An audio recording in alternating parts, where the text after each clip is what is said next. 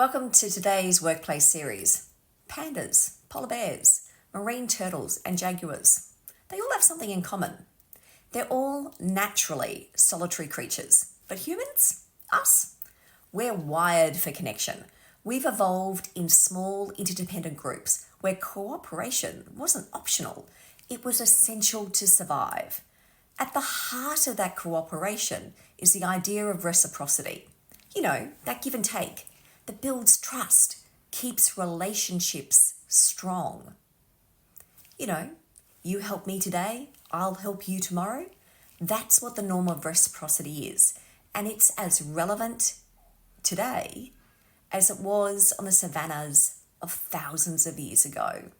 If you've read Dr. Robert Cialdini's work on influence, you'll know that reciprocity is a cornerstone of how we build influence. But it's more than that. It's more than strategy.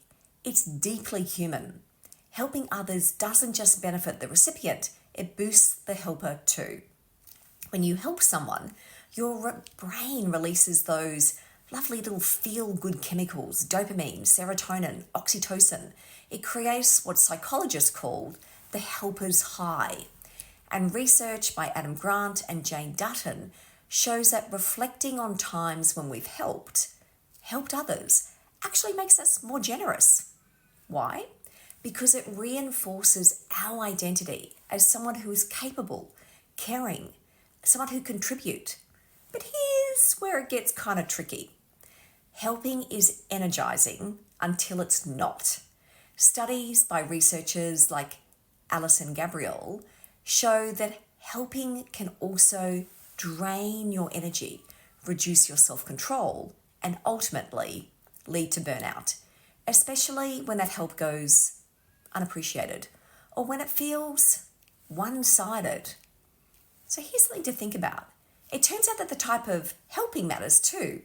One study from Ohio State University found that reactive helping, when someone asks for help and you give it, leads to more gratitude than proactive helping.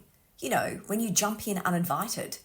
That gratitude in turn fuels engagement and the desire to keep helping. So, what does all of this mean for us as leaders and as team members? As a leader, ask yourself, am I recognizing and appreciating the team members who consistently help others? Are the expectations about helping shared fairly across the team? And am I creating a culture where asking for help isn't seen as weakness?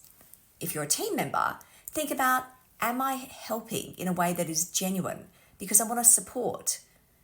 Am I acknowledging and showing gratitude when people help me? And am I willing to ask for help when I need it?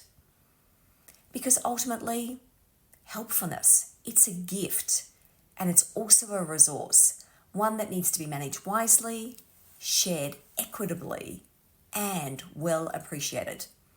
As Dr. Martin Luther King Jr. said, somewhere along the way, we must learn that there is nothing greater than to do something for others.